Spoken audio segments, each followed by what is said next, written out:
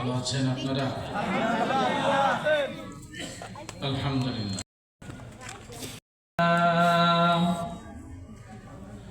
আলহামদুলিল্লাহি নাহমাদুহু ওয়া নাস্তাঈনুহু ওয়া নাস্তাগফিরুহু ওয়া নু'মিনু বিহি ওয়া নাতাওয়াক্কালু আলাইহি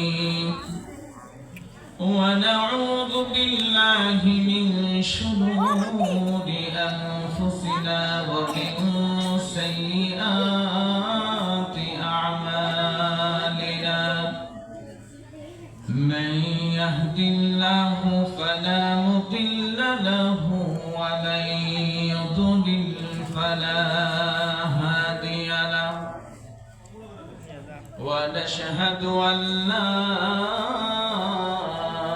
إله إلا الله وحده لا شريك له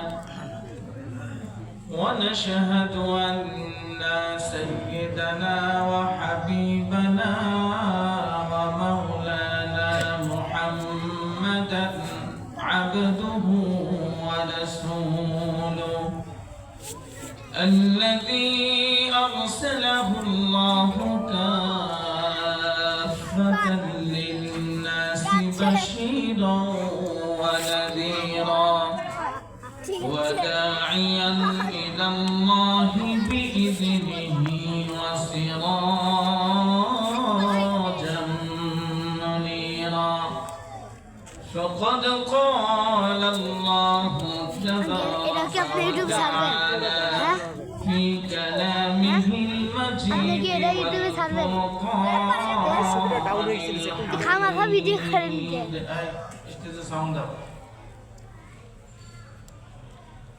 যারা কথা বলতে পারেন সকলে পড়েন আউযু বিল্লাহি মিনাশ শাইতানির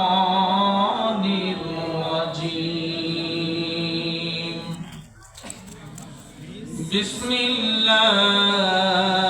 বিসমিল্লাহির রাহমানির রাহিম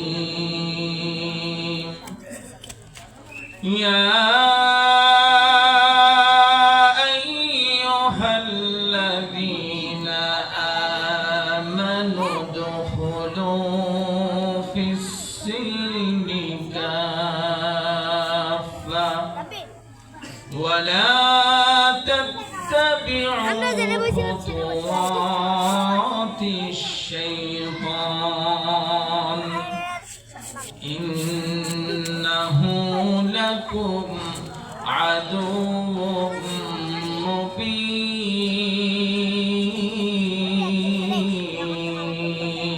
مبين وقال تعالى في شان حبيبه إن الله وملائكته يصلون على النبي يا أيها الذين آمنوا صلوا عليه وسلموا تسليما اللهم صل على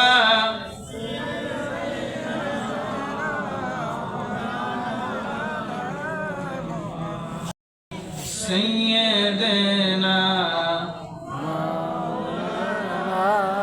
محمد بلغ العلا بكماله كشف الدجى بجماله حسنت جميع خصاله صلوا عليه দুঃখ যদি দাও গো প্রভু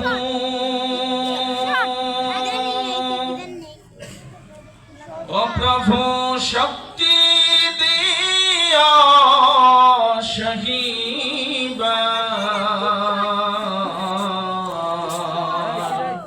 দুঃখ যদি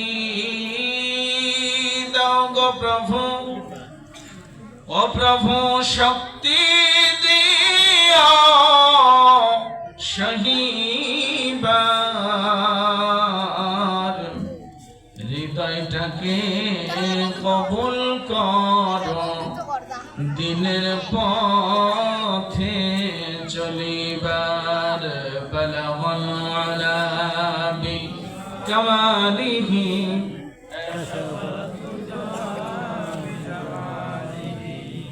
حسنت جميع خصاله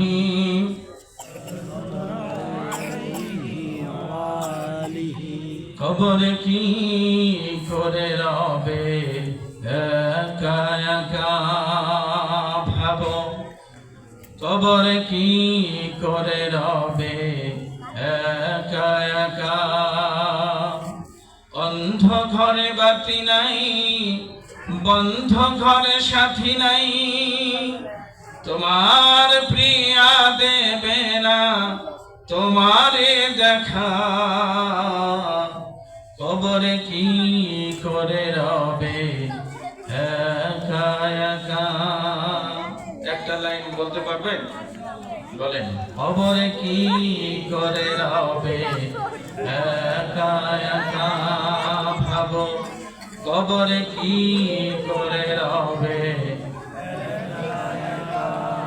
বালিশ নাই মশারি নাই কেমন করে ঘুমাবে ভাই নাই আর কন্ডিশনের ঠাই নাই হিটার পাখা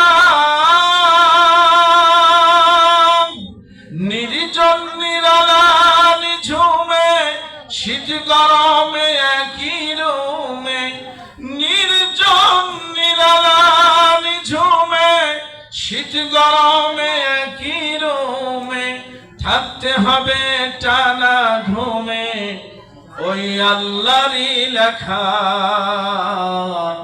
কবরে কি করে রবে মাশাআল্লাহ কবরে কি করে রবে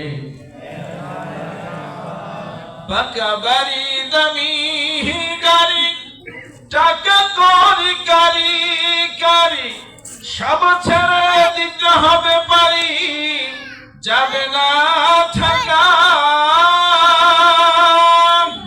তোমার বসার চেয়ার টাকার সিন্ধু আত্মরক্ষার পিস্তল বন্ধু বসার চেয়ার টাকার সিন্ধু আত্মরক্ষার পিস্তল বন্ধু পরে রবে বিশাল মূল্যের এই প্রিয় এলাকা কবরে কি করে রবে একা একা ভাবো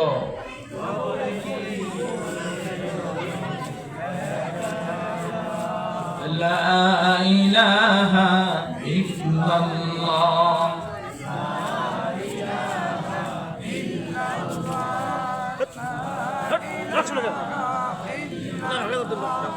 لا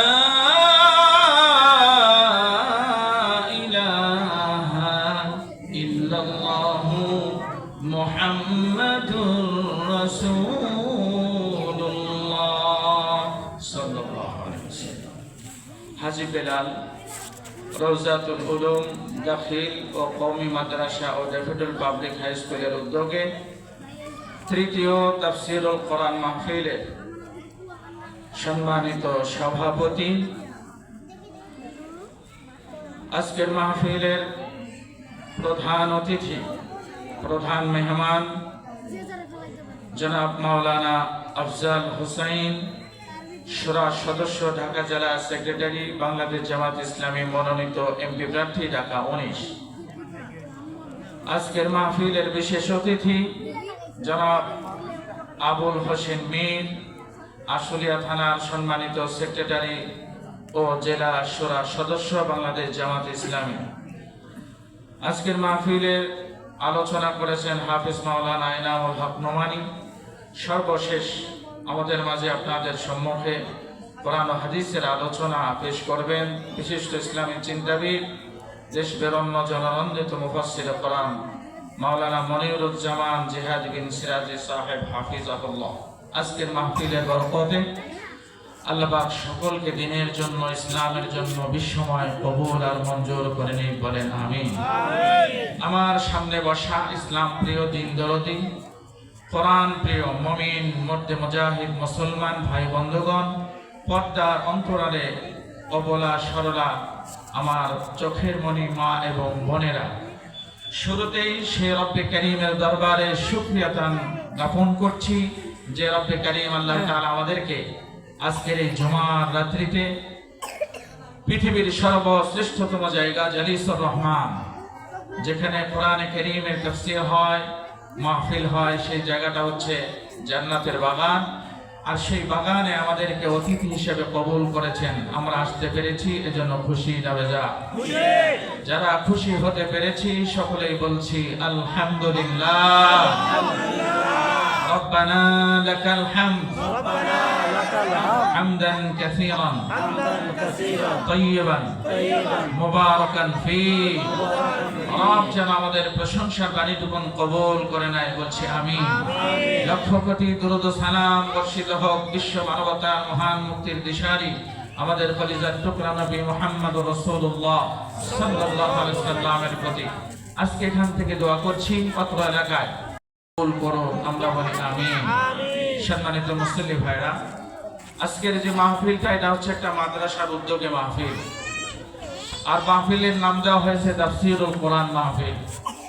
আর এখানে একটা কিতাব রাখা হয়েছে, বলেন তো একটু চেনা থাকলে, এই কিতাবটার নাম কি? আল কোরআন। মাশাআল্লাহ, এর নাম কি? আল কোরআন।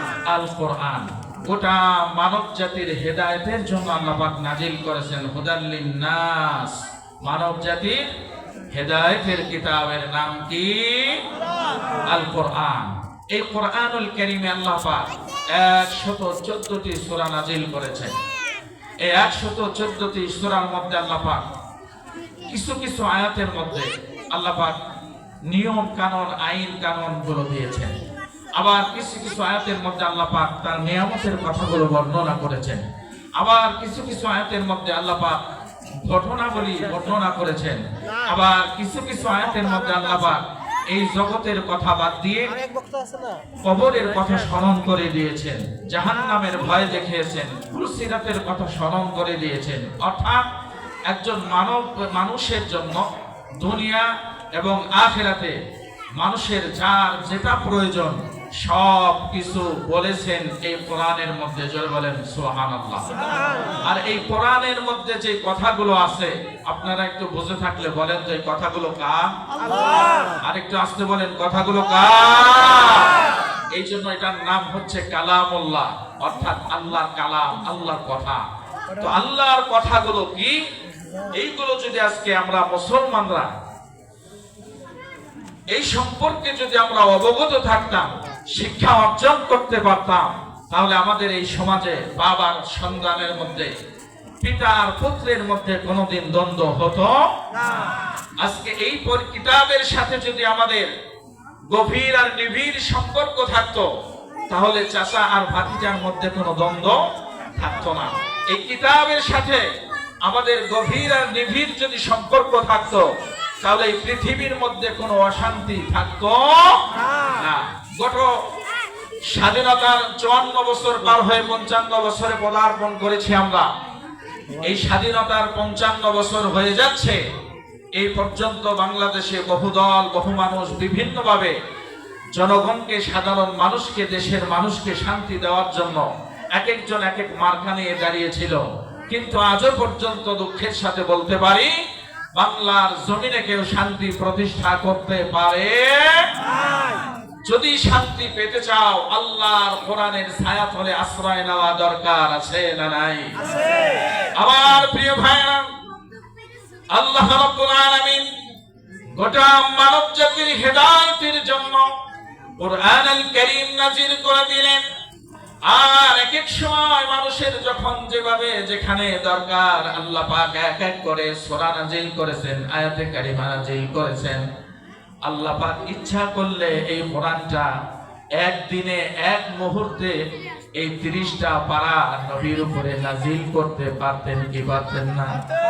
কিন্তু আল্লাহ পাক পুরো কোরআন একদিনে এক সময়ের মধ্যে নাজিল করলেন না। কিভাবে নাজিল করলেন? আল্লাহ পাক 23 বছর যাবত এই কোরআন কারীম তার নবীর কাছে পাঠালেন একটু একটু করে। কারণ হলো যে সময় কোরআন নাজিল হয়েছে ওই সময়টা ছিল জাহেলিয়াতের যুগ। মানুষের মধ্যে কোনো মানবতা ছিল না, ছিল শুধু দানবতা। মানুষ মানুষকে পশুর মতো মাজায় রশি লাগিয়ে বাজারে নিয়ে বিক্রি করত। কারো যদি মেয়ে সন্তান হতো সেটাকে জীবন্ত মাটির নিচে দাফন করত। আল্লাহ রাব্বুল আলামিন হুদাল লিন্নাস হিসাবে গোটা মানব জাতির জন্য হেদায়েতের গাইডলাইন হিসাবে আল্লাহ তার নবীকে কোরআনে কারীম দান করলেন। যখন যেখানে যেই অসঙ্গতি দেখা দিয়েছে আল্লাহ রাব্বুল আলামিন তখন সেই সম্পর্কেই আল্লাহ পাক কোরআনে কারীমে আয়াত নাযিল করে মানুষকে সতর্ক করে দিয়েছেন। যারা এগুলো মেনেছে তারা হয়েছে সোনার মানুষ, আর যারা এটাকে ডিনাই করেছে, এটাকে বৃদ্ধাঙ্গুলি দেখিয়েছে, তারা দুনিয়াতেও হয়েছে লাঞ্ছিত, আখিরাতে তাদের জন্য শাস্তি আছে না নাই? আজ অত্র এলাকার জন্য বিশাল বড় সুযোগ আল্লাহ কায়েম করে দিলেন যে হাজী বেলাল রওজাতুল উলুম দাখিল মাদ্রাসা কর্তৃক আজকের যে আয়োজন এত সুন্দর প্রাইমারি স্কুলের মাঠের মধ্যে, কিন্তু এলাকার মানুষ সবাই এখানে আসে নাই। কারণ কোরআনের ছায়া তলে আসলে আল্লাহর পক্ষ থেকে শান্তি আসে না নাই? একটু তাকিয়ে দেখেন গোটা পৃথিবীর মানুষ শান্তি খোঁজার জন্য দিক বিদিক চলাফেরা করছে। কেউ বা সরকারে, কেউ বা বেসরকারে, কেউ বা বিভিন্ন আঙ্গিকে শান্তি খুঁজতেছে। একটু বুঝে থাকলে বলেন এই জায়গাটার নাম কি? ঘোষবাগ। এবার রিকশাওয়ালাকে সার্চ শুরু করলেন, লাইট মাইরা চতুর্দিকে দেখতে থাকলেন। আর একটু বুঝে থাকলে বলেন আপনার মোবাইলটা হারিয়েছে কোথায়? ঘোষবাগ বাস স্ট্যান্ডে মোবাইল হারাইয়া ভাড়া দিতে যায় মোবাইল পকেটের মধ্যে না খুঁজা পাই। এখনো এই ঘোষবাগের এই এলাকায় যদি আপনি চিরুনি অভিযান করে খোঁজেন, বলেন তো মোবাইলটা এখানে পাওয়া যাবে নাকি? আল্লাহ পাক মানব জাতির শান্তি আর কল্যাণ রেখেছেন কোরআনের ছায়াতলে, ইসলামের ছায়াতলে। আজকে আমরা ইসলাম আর কোরআনটাকে ছাঁটাই করতে করতে কাটতে কাটতে একদম সম্পূর্ণ তর্ক করে ফেলে এখন শান্তি খুঁজতেছি বাস স্ট্যান্ডে, শান্তি খুঁজতেছি ব্যবসার মধ্যে, শান্তি খুঁজতেছি নিজের ঘরের মধ্যে, শান্তি খুঁজতেছি পাওয়ার যাওয়ার মধ্যে, শান্তি খুঁজতেছি বিদেশে যাওয়ার মধ্যে। আজকে এক একজন এক এক পন্থায় শান্তি খুঁজতেছে, কোথাও শান্তির বালাই নাই। শান্তি যদি পেতে চাও আল্লাহর কোরআনের ছায়াতলে আসা দরকার আছে না নাই? এই জন্য আল্লাহ পাক যারা কোরআন মানে, যারা কোরআন বুঝতে চায়, যারা ইমানদার, যারা নবীর আদর্শ উম্মত, তাদেরকে ডাকতে বললেন ইয়া আইয়ুহাল্লাযীনা আমানু, হে ইমানদারেরা, হে ইমানদারেরা, হে মুসলমানেরা, হে নামাজওয়ালারা, হে আল্লাহর গোলামেরা, হে নবীর আদর্শ উম্মতেরা। আল্লাহ পাক ডাক দিলেন মুমিনদেরকে, বললেন হে আইয়ুহাল্লাযীনা আমানু। আল্লাহু আকবার। আল্লাহ পাক ডাক দিয়েছেন ইমানদারদেরকে। কাদেরকে? ইমানদারদেরকে। কে কয় দোকানদার? কাদেরকে? ইমানদারদেরকে। দোকানদারদেরকে ডাক দিলে ওরা দোকান বসাইতো না, মাহফিলেই চলে আসতো, ঠিক কি না? যারা ইমানদার তারা মাইকের আওয়াজ পাওয়ার সাথে সাথে আর ঘরে থাকতে পারে না। কোরআনের সাথে যাদের কানেক্টেড আছে, যাদের সাথে হৃদয়ের সাথে তার লাগানো আছে, কোরআনের আওয়াজ পাওয়ার সাথে সাথে আল্লাহ বলেন যারা কোরআনের আয়াত শোনে, যারা কোরআনের অর্থ বুঝে, ব্যাখ্যা বুঝে, এটা শোনার সাথে সাথে আল্লাহ পাক তাদের ঈমানটাকে জিন্দা করে দেয়, বৃদ্ধি করে দেয়। বলেন সুবহানাল্লাহ। এই জন্য মাইকটা শুধু এখানে স্টেজেই দেওয়া হয় নাই, শুধুমাত্র প্যান্ডেলেই দেওয়া হয় নাই, এলাকায় ছাপিয়ে দেওয়া হয়েছে। কিন্তু আমার দুঃখজনক বিষয় হলো সবাই আসতে পারি নাই। দোয়া করছি আল্লাহ যেন তাদেরকেও কোরআনের ময়দানে কবুল আর মঞ্জুর করেন। বলেন আমিন। আল্লাহ পাক ডাক দিলেন ইয়া আইয়ুহাল্লাযীনা আমানু, হে ঈমানদারেরা, উদখুলু, প্রবেশ ফিস সিলমি কাফা, পরিপূর্ণভাবে আল্লাহ পাক বলেন তোমরা ইসলামের মধ্যে ঢোকো পরিপূর্ণভাবে, পুরাপুরি ভাবে। এবার বলেন ইসলামের ভিতরে ইসলাম নামক যে গাড়িটা আছে, এই গাড়িটার মূল মাকসাদ হলো জান্নাত। বলেন কোথায়? জান্নাত। ইসলাম নামক একটা গাড়ি, যেই গাড়িটা আল্লাহ স্বয়ং আল্লাহ পাঠিয়েছেন, আর এই গাড়ির মধ্যে যারা ঢুকবে তাদের ঠিকানা কোথায়? ওই জান্নাতে আমরাও যেতে চাই কি চাই না? একটু আস্তে বলেন, যেতে চাই কি চাই না? এখন আল্লাহ বলেন যারা এই জান্নাতে যেতে চাও তারা ইসলাম নামক গাড়ির ভিতরে পুরাপুরি ঢুকে যাও। আমার কথা নাকি আল্লাহর কথা? এবার আসেন বুদ্ধিমানরা কথা বলবেন, যারা বোবা আছেন কথা বলা দরকার নাই।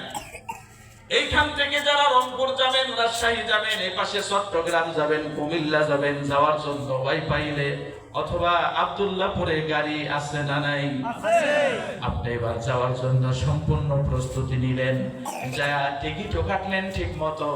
এবার যখন গাড়িতে উঠতে গেলেন, এক হাত দিয়ে গাড়ির হ্যান্ডেলটা ধরলেন, যে দরজার সাথে যে ধরনী থাকে আপনি ওটা ধরলেন, এক পা গাড়ির দরজার মধ্যে উঠালেন, এক হাত এক পা গাড়ির বাহিরের মধ্যে রাখলেন। এবার কন্ট্রাক্টর বলবে মামা ভিতরে ওঠেন। আপনি বলবেন আরে বেটা এখান থেকে সিলেট যাওয়ার ভাড়া কত? ওই যদি বলে 900 টাকা। এবার যেই যাত্রী এক পাশ অর্ধেক উঠাইছে আর অর্ধেক বাহিরে, উনি বলতেছে তোমার 900 না, তোমাকে ভাড়া দেব 2000, কিন্তু আমি এমনিই যাইতে চাই। বলেন তো কেউ যদি এইভাবে যদি কেউ সিলেট পর্যন্ত যেতে চায়, নিরাপদে সিলেট যাওয়ার কোনো সম্ভাবনা আছে নাকি? ওদিকে ড্রাইভার মামা লুকিং গ্লাস দিয়ে দেখতেছে দরজার মধ্যে কেন জানি গ্যাঞ্জাম করে, জিজ্ঞাসা করে ওখানে কি হয়েছে? এবার কন্ট্রাক্টর বলে ওস্তাদ একজন উঠতে চায় কিন্তু অর্ধেক উঠছে, বাকিটুকু ওঠে না। এবার ড্রাইভার বলে ওরে লাথি দিয়ে নামায় দে। ড্রাইভার এত রেগে যাওয়ার কারণ কি?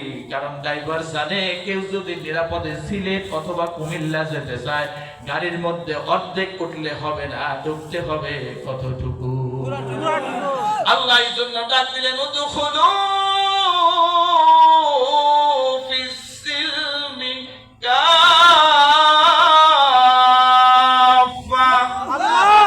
আল্লাহ ডাক দিয়ে বলেন ঢোক রে বেটা, পুরাপুরি ঢোক।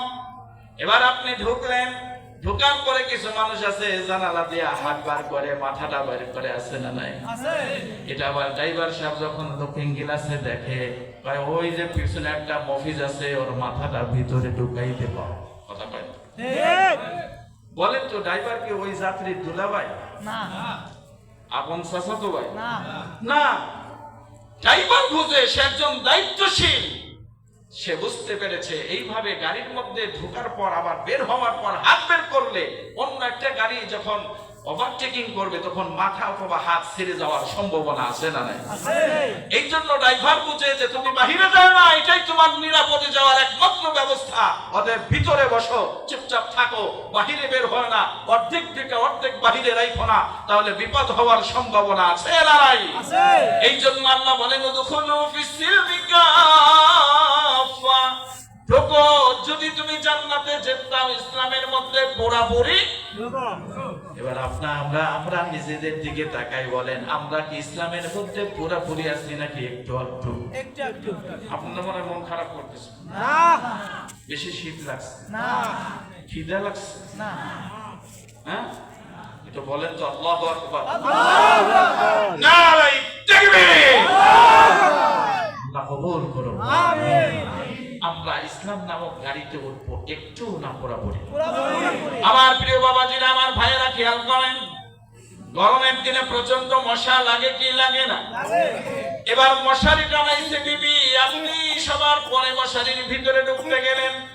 আপনি মশারির ভিতরে ঢুকতে যাইয়া একটু ঢুইকা একটা হাত আপনি বাহিরে রেখে দিলেন। এবার বুঝে থাকলে বলেন যে হাতটা বাহিরে আছে, একটা মশা যদি খবর পায় আপনার ওই হাতের মধ্যে অ্যাটাক করার সম্ভাবনা আছে নাই? মশা একাই খাবে? বলেন না না, ও এমন একটা বাঁশি সাইলেন্ট বাজায় দিবে, আপনি মনে করবেন মশায় গান গায়, আসলে মশায় গান গায় না। ও আর জাতি ধর্ম বর্ণ যত দলের লোক আছে সবাই রে ডাক দেয়। সবাই যখন এই বাঁশির আওয়াজ পায় ডাক দেয়, সে আপনার হাতের উপরে যদি 10 থেকে 15টা মশা কামড়ায়, তা করতেছে না। 10 থেকে 15টা মশা যদি একটা হাতে কামড়ায়, বাকি অংশ আছে মশারির ভিতরে। এবার বলেন, এক হাতে কামড়াইছে, বাকি আর কোন জায়গায় কামড় লাগে নাই, ওই এক হাতে কামড়ানোর কারণে আপনার শরীরে ডেঙ্গু অথবা ম্যালেরিয়া, ফাইলেরিয়া, জ্বর হওয়ার সম্ভাবনা আছে না নাই?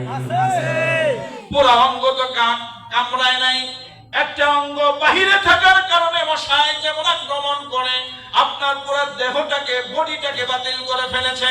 আজকে যারা নাম রেখেছো আব্দুর রহিম, নাম রেখেছো আব্দুল কাদের, নাম রেখেছো আব্দুল জলিল, পরিচয় দাও হাজী সাহেবের নাতি, পরিচয় দাও মুসলমানের সন্তান। আজকে যারা শুধুমাত্র জুমার নামাজ পড়ো, শুধুমাত্র ঈদের নামাজ পড়ো, আর কোনো ইসলামের খোঁজ খবর নাই, এবার বলো তাদের জন্য শাস্তি হওয়ার সম্ভাবনা আছে না নাই? কারণ একটু মানলে জান্নাতে যাওয়ার সম্ভাবনা নাই। আল্লাহ আরেকটা জায়গা নির্ধারণ করেছে, তার নাম হলো জাহান্নাম। জোরে বলেন ঠিক কিনা? কিন্তু জান্নাতে যেতে হলে ইসলামের ভিতরে তুমি পুরোপুরি প্রবেশ করো। কার কথা? আল্লাহ। আরেকটু আসতে বলেন, কার কথা? আল্লাহ। বলেন, ওয়ালা তাত্তাবিউ খুতুওয়াতিশ শাইতান, সাবধান, শয়তানের পদাঙ্ক অনুসরণ করিও না, শয়তানের রাস্তাকে অনুসরণ করো না।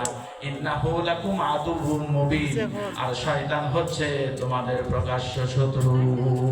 এবার আসেন, আমরা যারা নামাজ পড়ি 2-4 ওয়াক্ত, আমরা যারা রোজা রাখি 1 মাস, অথবা আমরা টুকিটাকি ইসলাম মানার চেষ্টা করি, বলেন তো একটু একটু ইসলাম মাইনা জান্নাতে যাওয়ার কোনো সম্ভাবনা আছে নাকি? কি আপনারা উঠে যাচ্ছেন কেন? মাহফিল শেষ হয় নাই তো? হ্যাঁ, কষ্ট হইতেছে আপনাদের? সব জায়গা থেকে ইসলামটাকে দূরীভূত করছে। আপনি এখন তাকায় দেখেন বিশ্ববিদ্যালয়ের দিকে, যেই ঢাকা বিশ্ববিদ্যালয়ে পড়লে পারে এক একজন বড় বড় শিক্ষিত লোক হয়, বড় বড় ডাক্তার আর ইঞ্জিনিয়ার হয়। এবার আপনাদের কাছে প্রশ্ন করি, ঢাকা বিশ্ববিদ্যালয়ে যারা সর্বাত্মক ডিগ্রি নিয়ে বের হয়, এদের কয়জন?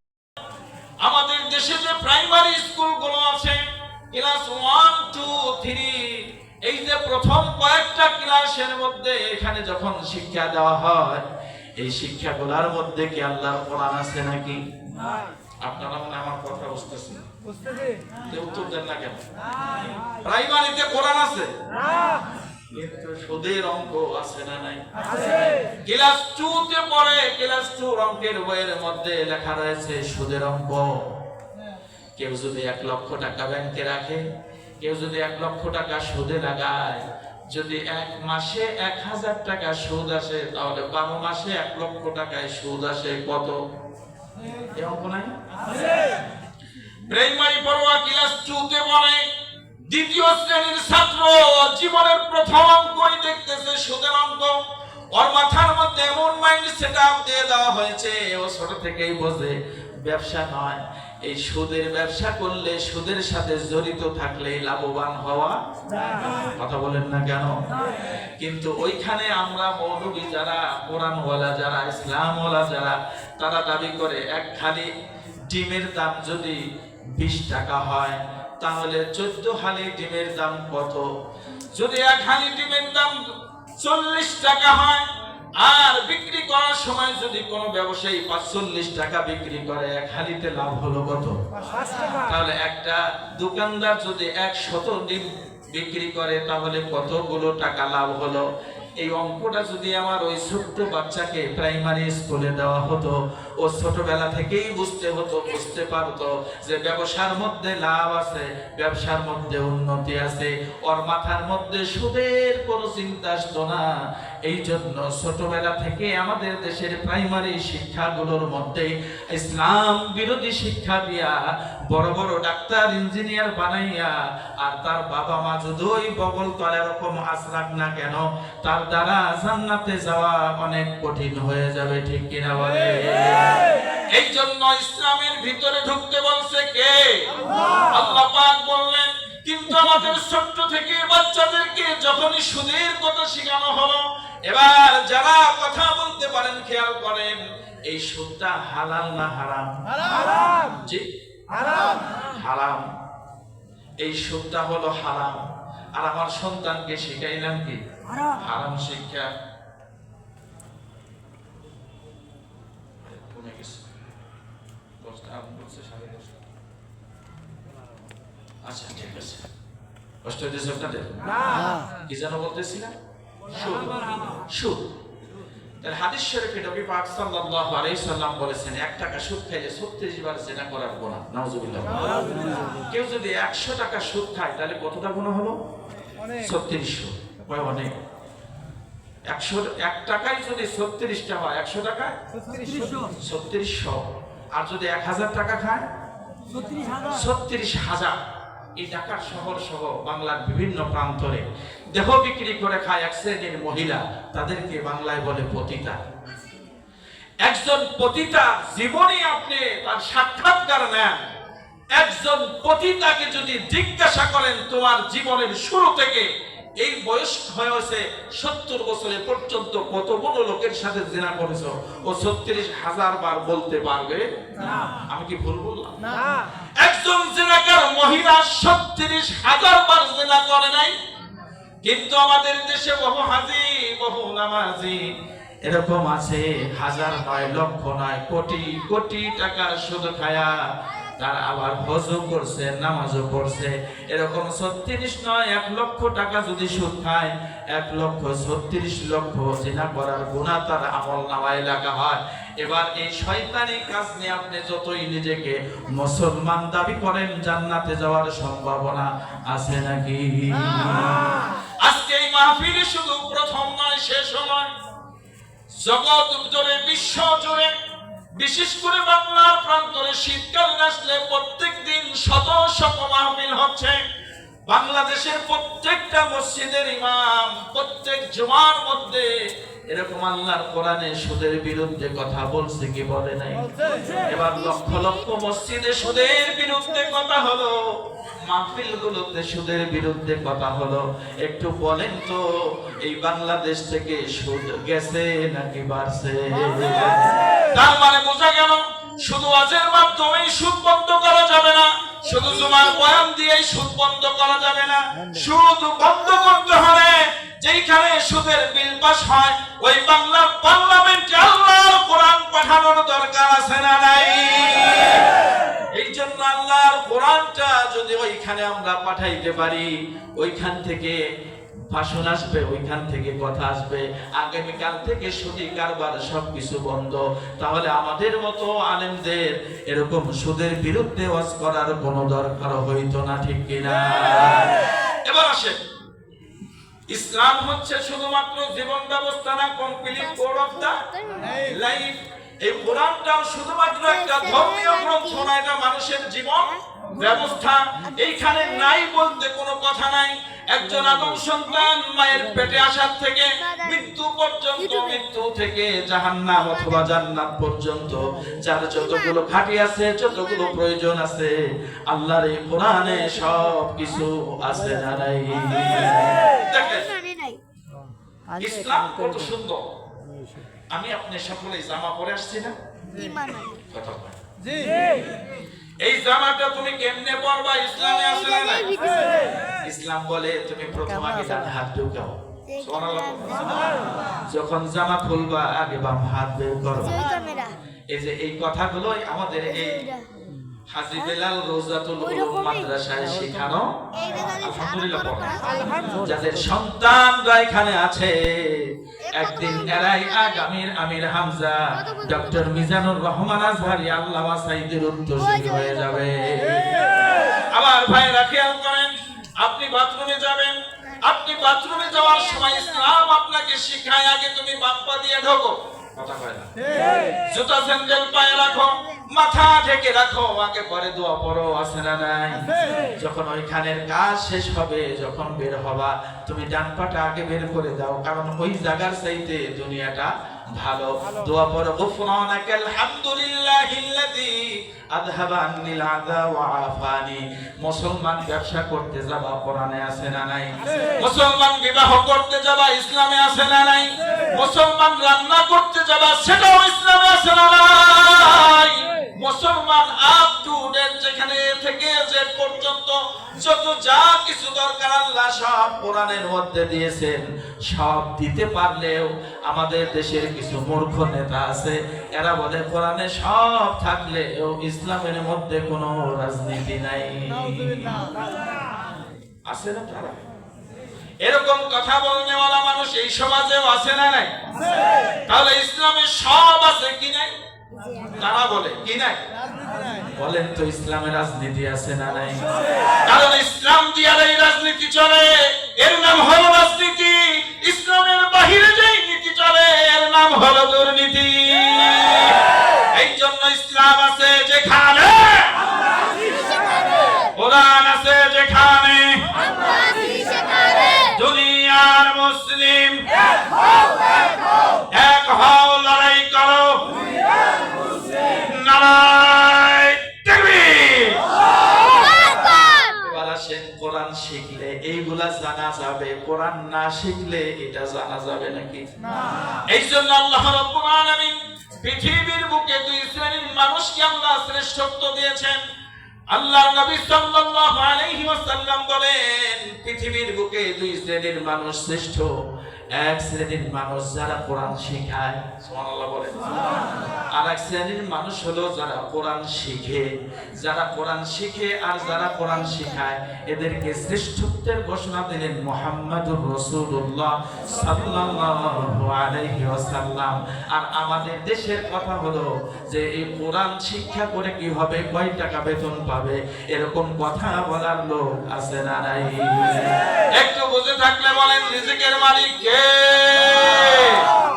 আল্লাহ সব মানুষকে খাওয়ায়। আমি আপনি মায়ের পেটে ছিলাম, খাওয়াইছেন কে?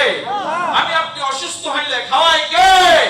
আজকে মানব জাতি তো চাকরি করে, ইঞ্জিনিয়ার করে, ব্যবসা করে, মাস্টারি করে, সব করে, কিন্তু পৃথিবীতে আরো অগণিত মাখলুকাত আল্লাহ পাকের সৃষ্টি আছে, এদের কোনো চাকরি আছে? কথা বল না কেন? এদের কোনো ড্রাইভারি আছে? এদের কোনো ইঞ্জিনিয়ারিং আছে? কিন্তু এদের কেউ খাওয়ায়, যিনি আস্তে করে বলতে হবে তিনি কে? তারা ভালোবাসে আল্লাহকে, কিন্তু আমরা পরিপূর্ণভাবে আল্লাহকে ভালোবাসতে পারি।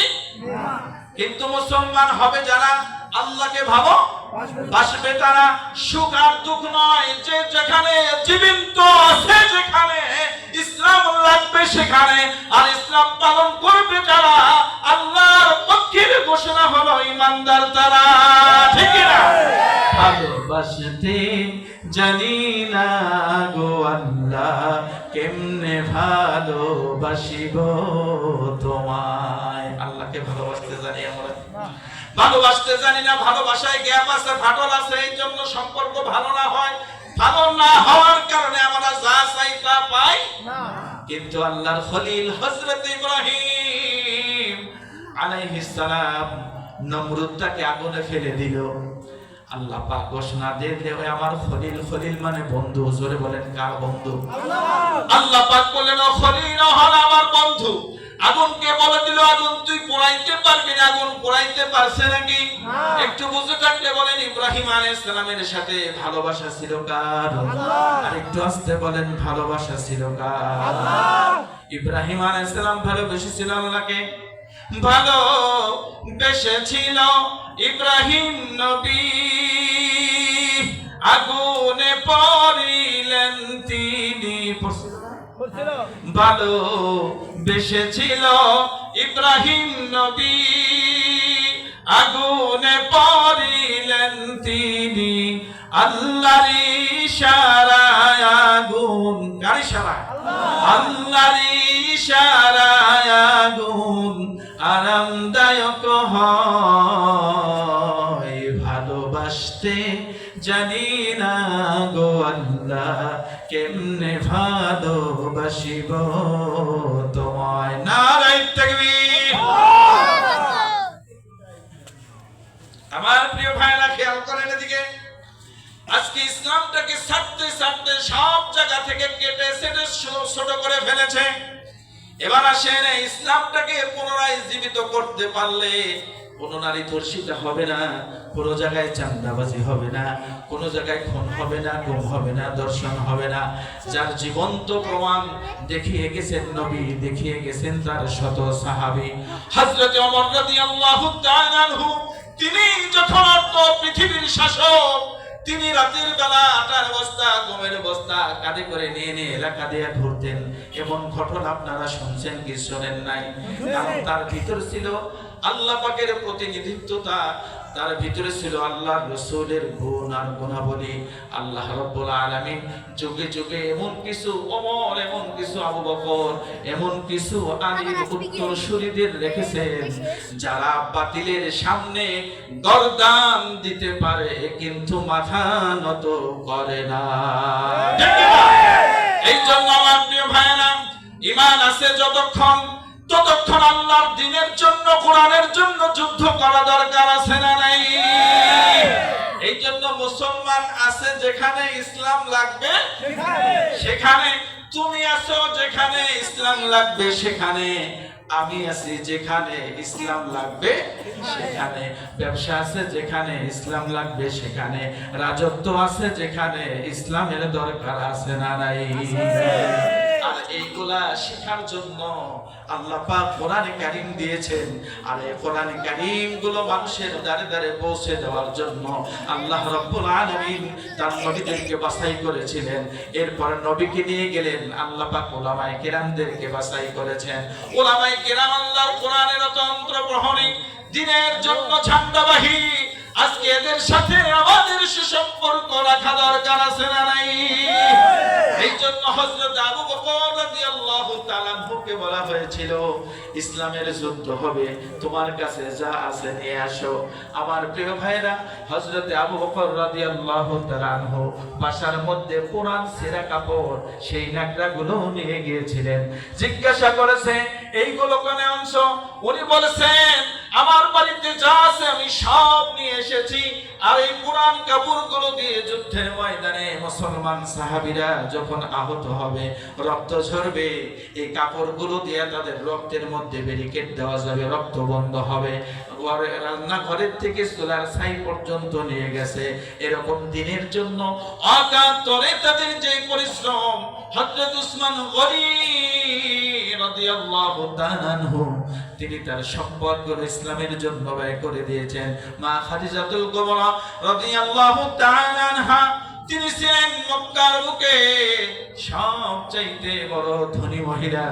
তিনি রাসূলের সাথে সম্পর্ক হওয়ার পর তার জীবনের সমস্ত সম্পদগুলো ইসলামের জন্য ব্যয় করে দিয়েছেন। এইবার যদি এই 6 বছরের ফ্যাসিস্ট ডাইনি হাসিনার ষড়যন্ত্র থেকে বাংলাদেশের মুসলমানকে যারা মুক্ত করে দিল, যাদের ত্যাগ আর তিতিক্ষার মাধ্যমে স্বাধীনতা পেলাম, এই স্বাধীনতা আর কোন স্বৈরাচার ফ্যাসিবাদের হাতে দিতে চাই না। যারা চাই আগামী দিন হোক কোরআনের দিন, আগামী দিন হোক ইসলামের দিন, আগামীর সংসদ হোক ইসলামের সংসদ, আগামীর বাংলাদেশ হোক ইসলামের বাংলাদেশ, যারা চাই তো হাত তুলে আল্লাহকে দেখায় দে।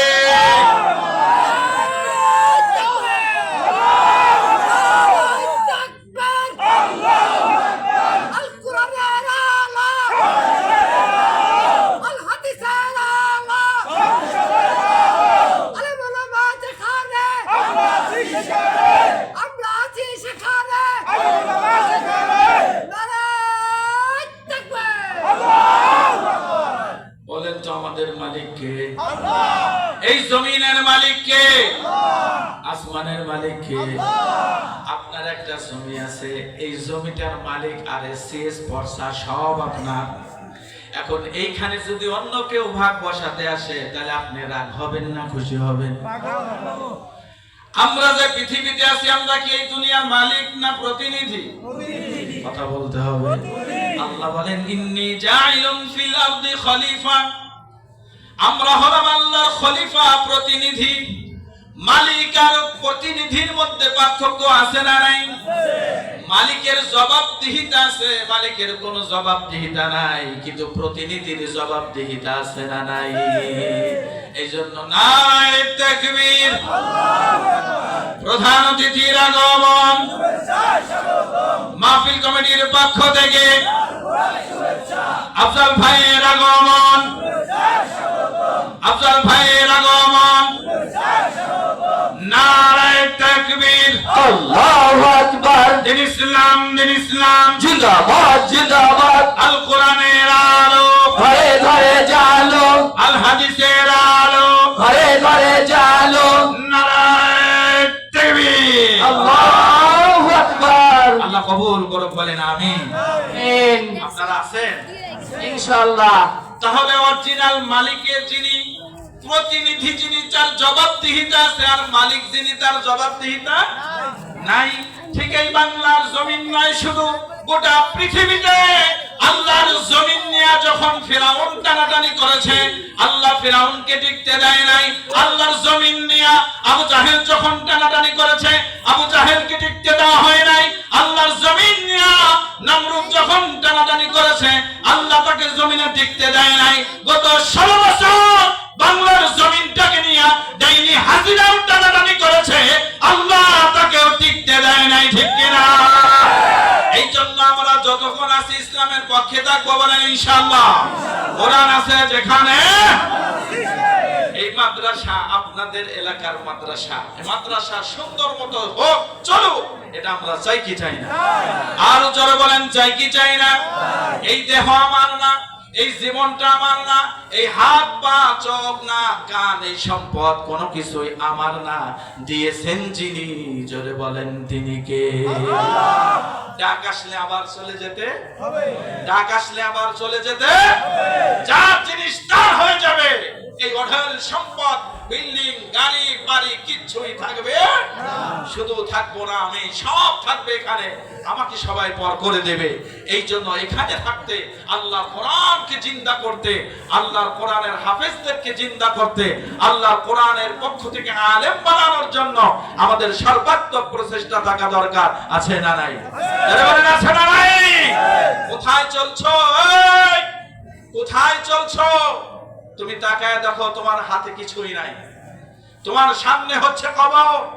যে কবরের দিকে পৃথিবীর প্রত্যেকটা মানুষ রওনা দিয়েছে, কিন্তু কবরের জন্য প্রস্তুতি আছে কি ভাই? কথা বলছেন না যে? আপনি কবে মরবেন বলেন তো? ঠিক নাই। আমি কবে মরবো আমি বলতে পারবো? তাহলে আমি মরার কোনো গ্যারান্টি না। মরে যাব এটা সত্য, কিন্তু কবে যাব এর কোনো গ্যারান্টি নাই। হঠাৎ আজরাইল চলে আসবে। দুই স্বামী স্ত্রী একই বাসায় একই বিছানায় শুয়ে আছে। স্ত্রী সকালবেলা স্বামীর চাইতে আগে উঠে নাস্তা পানি সব রেডি করছে, যা স্বামীর শরীর ধাক্কা দিয়ে দেখে স্বামীর শরীর ঠান্ডা। কথা কয় এরকম তো নাই? স্ত্রী হাত দিয়ে দেখে স্বামী চলে গেছে, একই বিছানায় ছিল সারা রাত এক জায়গায়, কিন্তু পাশের থেকে স্বামী চলে গেছে, স্ত্রী জানেই না। এরকম আমার আপনার হওয়ার সম্ভাবনা আছে না নাই? আপনি যাচ্ছেন অফিসে, কত গার্মেন্টসে, বিশেষ করে এলাকায় তাজদিন ফ্যাশনে আগুন লেগে কত মানুষ মরে গেল। আমরা পেপারের মাধ্যমে দেখতে পেয়েছিলাম, একজন মা তার সন্তানকে জানালাতে এরকম বাহিরে ধরে রাখছে। জিজ্ঞাসা করা হলো কেন? উনি বলতেছে, আমি পড়ে যাব, আমার সন্তানের যেন ক্ষতি না হয়। অনেক মানুষ এবার চিন্তা করে, একটা ঘর তালাবদ্ধ, আগুন জ্বলছে দাউ দাউ করে, আপনি পুরো কয়লা হয়ে যাচ্ছেন, ক্ষয় হয়ে যাচ্ছে। ওই পরিস্থিতি থেকে আল্লাহ আমাদের সকলকে হেফাজত করুক, বলে আমিন। এই জন্য আমরা চলে যাব, এটাই বাস্তব সত্য। এই জন্য আল্লাহ কোরআনকে জিন্দা করার জন্য আপনাদেরকে বিরক্ত করব না। প্রধান অতিথি আসছেন, প্রধান বক্তা উপস্থিত, অতএব আমরা বিরক্ত আপনাদেরকে করব না, এরকম সিপাহর দরকার নাই। আল্লাহ কোরআনের জন্য, আল্লাহর কোরআনের ঘরের খেদমতের জন্য ৫,০০০, ১০,০০০, ২,০০০, ৫,০০০ যার যার সামর্থ্য অনুযায়ী আমরা আল্লাহর ঘরে দেওয়ার জন্য প্রস্তুত আছি না নাই? আল্লাহ যেন আমাদেরকে ইসলামের জন্য, কোরআনের জন্য নিবেদিত প্রাণ হয়ে, আল্লাহর দ্বীনের সৈনিক হয়ে, জান এবং মালের বিনিময়ে যেন আল্লাহ আমাদেরকে সকলকে কবুল আর মঞ্জুর করেন, বলেন আমিন। এই দুনিয়ায় আমিও থাকবো না, আপনিও থাকবেন না। আমাদের মুরব্বীরা ছিল, তারা এখন নাই, চলে গেছে, যেতে হবে। এটাই বাস্তব। কারণ নিঃশ্বাস বের হয়েছে, আবার ভিতরে ঢুকবে কিনা কোনো গ্যারান্টি নাই। একবার যদি চোখ বন্ধ হয়ে যায়, এই চোখ খোলার মতো কোনো কেউ দিতে পারবে না। আমরা দোয়া করছি আমাদের প্রিয় মাজলুমের কণ্ঠ হাদি ভাইকে আল্লাহ সুস্থতার নিয়ামত দান করুন, বলেন আমিন। দোয়া করছি আমাদের দেশনেত্রী বেগম খালেদা জিয়ার জন্য, আল্লাহ পাক ম্যাডামকেও সুস্থতার নিয়ামত দান করুন, বলেন আমিন। আমরা মুসলমানদের জন্য দোয়া করি, আমরা একজন আরেকজনের কল্যাণকামী, কিন্তু কাদা সরাসরি আমরা পছন্দ করি না। কিন্তু গঠনমূলক সমালোচনা যদি কেউ অন্যায় করে, অপরাধ করে, চোখের সামনে মুখের সামনে আঙ্গুল দিয়ে দেখিয়ে দেওয়ার মতো সৎ সাহস ইমানদার মুসলমানদের আছে, ঠিক কিনা বলে? এই জন্য সত্য প্রস্ফুটিত হবে আর মিথ্যা ধ্বংস অনিবার্য, ঠিক কিনা? আল্লাহ তাআলা আমাদেরকে সত্যের পথে কবুল করুন, বলেন আমিন। কেউ আছেন কি 5,000, 10,000, 2,000 এরকম টাকা দেওয়ার জন্য? যারা এখানে ধনাঢ্য ব্যক্তি আছেন আপনাদের মহল্লার মাঝে, একটু খেয়াল করেন, কোরআন পড়তে পারে না শতকরা 95% মুসলমান, কথা কয় না। আবার এই 95% মুসলমানের দীর্ঘদিন দেখেছি এক একজন এক এক ভাবে এক এক পদ্ধতিতে খায়, আর কোনো খাওয়া খাওয়াই নয়। যারা বলে আগামীর বাংলাদেশ চলবে কোরআন দিয়া, সে যেই দলই হোক আমরা তাদের পক্ষে আছি, ঠিক কিনা বলে? আগামীর বাংলাদেশ চলবে আল্লাহ, পার্লামেন্ট চলবে আল্লাহর কোরআন দিয়া, ইসলাম দিয়া, যারা এই কথা বলবে আমরা তাদেরকেই সাপোর্ট করব, বলেন ইনশাআল্লাহ। ইসলামকে আমরা সংসদে দেখতে চাই, আল্লাহর কোরআনকে সংসদে দেখতে চাই। সেখান থেকে আওয়াজ আসবে, সেখান থেকে বিল পাস হবে, সাধারণ মানুষ সবগুলো ওইটা মানতে বাধ্য হবে। আর আমার মতো ওলামায়ে কেরাম, মসজিদের ইমাম, বড় বক্তা নিজের গলা দিয়ে রক্ত বের করে ফেললেও ইসলামের একটা আইন সংসদে পাস হবে না। এই জন্য যেখান থেকে পাস হয় ওইটা আমাদেরকে আগে বিজয় করা দরকার আছে না নাই? আমরা ওইটা নিয়ে কাজ করব যতদিন বাংলার জমিনে ইসলাম কায়েম না হয়, ঠিক কিনা বলে? আর কারো মিঠা কথায় চিরা ভিজাবো না। দেখতে চাও, দুহাত তুলে আল্লাহকে দেখা যাও, নারায়ে তাকবীর।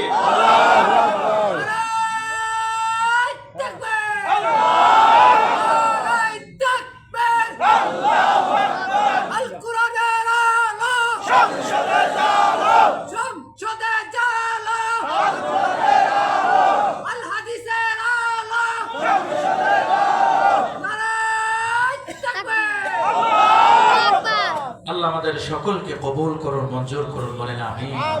আল্লাহর আজকের মাহফিলকে কবুল করুন।